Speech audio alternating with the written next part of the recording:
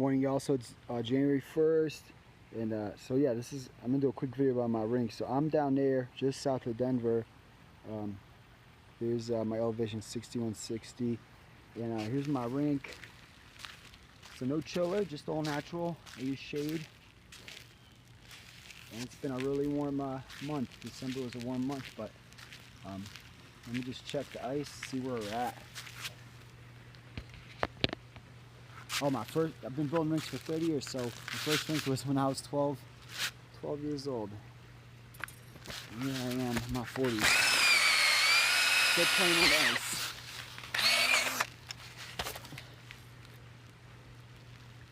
So what do we got here? So I try to hook that bottom onto the bottom of the ice. And then I take a look at my mark.